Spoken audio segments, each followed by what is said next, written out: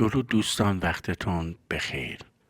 داستانی که میخوام براتون نقل کنم حکایتی از حکایت‌های بهلول هست با عنوان بهلول و مهمان حرف نشنو که هم خودش رو به درد سر انداخت هم بهلول رو.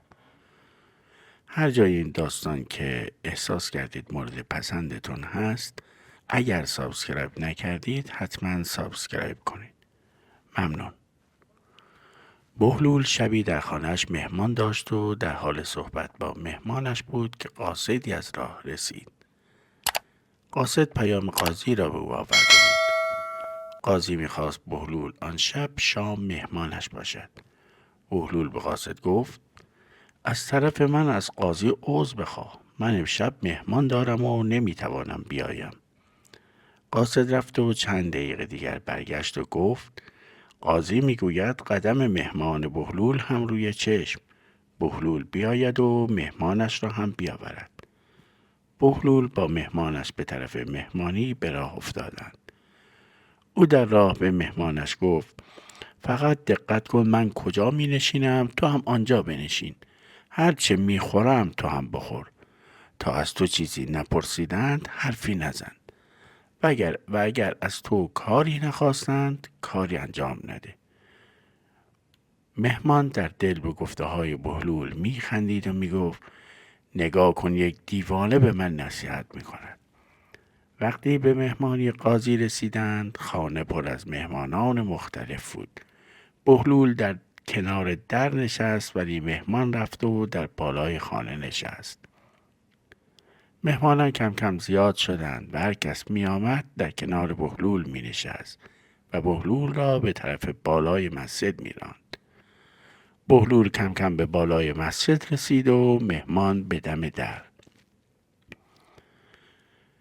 غذا آوردند و مهمانان غذای خود را خوردند. بعد از غذا میوه آوردند ولی همراه میوه چاقویی نبود. همه منتظر چاقو بودند تا میوه های خود را پوست بکنند و بخورند. ناگهان مهمان بهلول چاقوی دست طلایی از جیب خود درآورد و گفت: بیایید با این چاقو میوه هایتان را پوست بکنید و بخورید.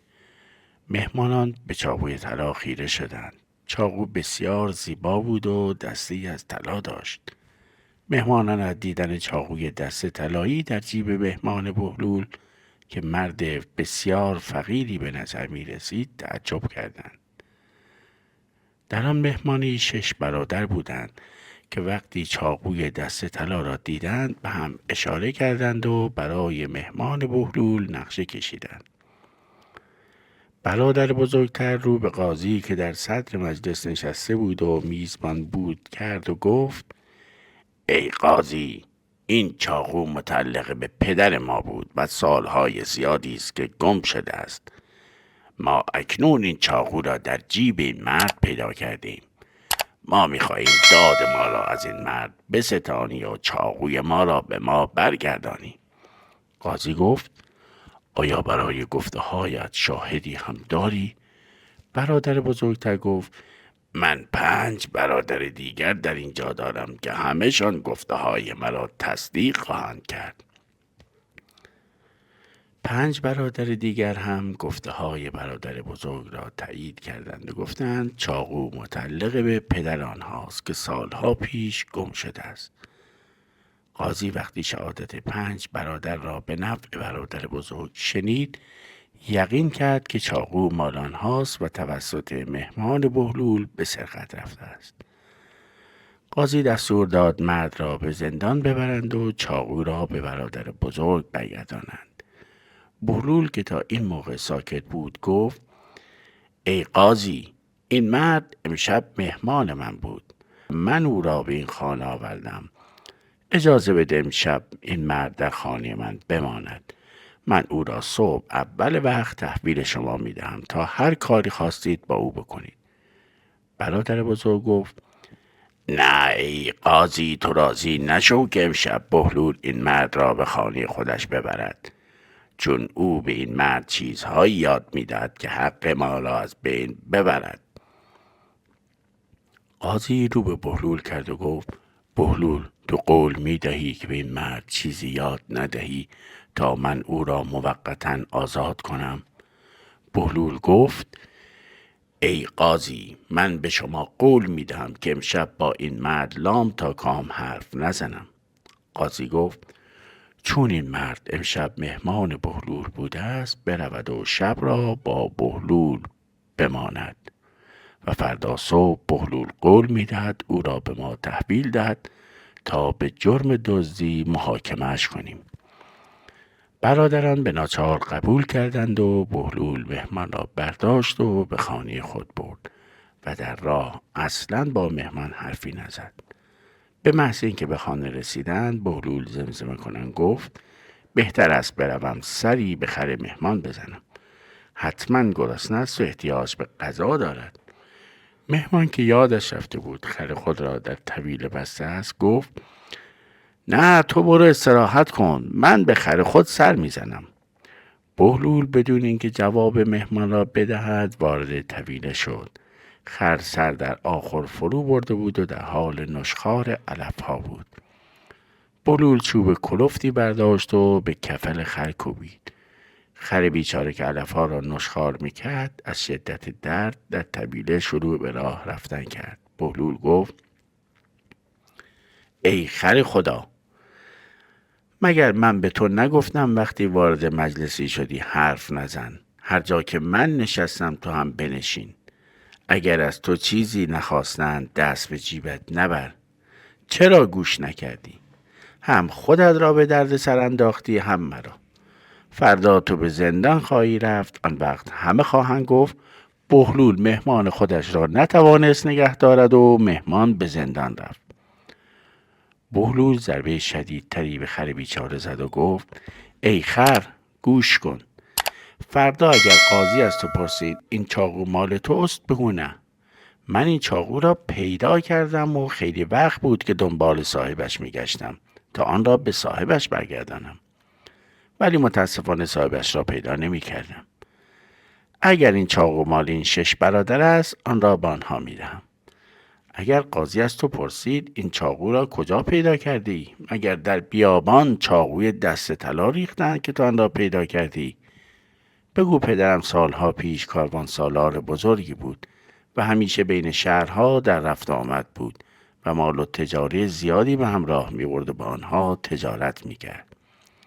تا اینکه ما یک شب خبردار شدیم که پدرم را دزدان کشتند و مال و اموالش را بردند. من بالای سر پدر بیچارم حاضر شدم. پدر بیچارم را دزدان کشته بودند و تمام اموالش را برده بودند و این چاقو تا دسته در قلب پدرم فرو رفته بود. من چاقو را برداشتم و پدرم را دفن کردم و از آن موقع دنبال قاتل پدرم میگردم. در هر مهمانی چاقو را نشان میدهم و منتظر میمانم که صاحب چاقو پیدا شود و من قاتل پدرم را پیدا کنم. ای قاضی، اکنون من قاتل پدرم را پیدا کردم. این 6 برادر پدر مرا کشتند و اموالش را بردند. دستور بده تا اینها اموال پدرم را برگردانند و تقاص خون پدرم را پس بدهند. بهلول که این حرفها را به خر میگفت و صاحب خر گفته‌های او را میشنید، او چوب دیگری به خر زد و گفت: ای خر خدا، فهمیدی یا تا صبح کتکت بزنم؟ صاحب خر گفت: ای بهلول عزیز، نه تنها این خر بلکه من هم حرفهای تو را فهمیدم و به تو قول میدم در هیچ مجلسی بالاتر از جایگاه هم ننشینم و اگر از من چیزی نپرسیدند حرف نزنم و اگر چیزی از من نخواستند کاری نکنم. بهلول که مطمئن شده بود مرد حرفهای او را به خوبی یاد گرفته است، رفت و به راحتی خوابید. فردا صبح بهلول مرد را بیدار کرد و او را به منزل قاضی رساند و تحویل داد و خودش برگشت. قاضی رو به مرد کرد و گفت: ای مرد، آیا این چاقو مال توست؟ مرد گفت: نه ای قاضی، این چاقو مال من نیست. من خیلی وقت است که دنبال صاحب این چاقو میگردم تا آن را به صاحبش برگردانم. اگر این چاقو مال این برادران است، من با رغبت این چاقو را به آنها میدهم.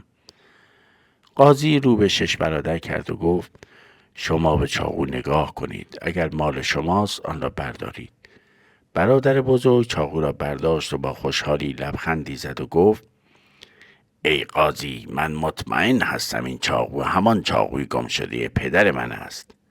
5 برادر دیگر چاقو را دست به دست کردند و گفتند بله ای جناب قاضی، این چاقو مطمئناً همان چاقوی گم شده پدر ماست. قاضی از مرد پرسید ای مرد، این چاقو را از کجا پیدا کرده ای؟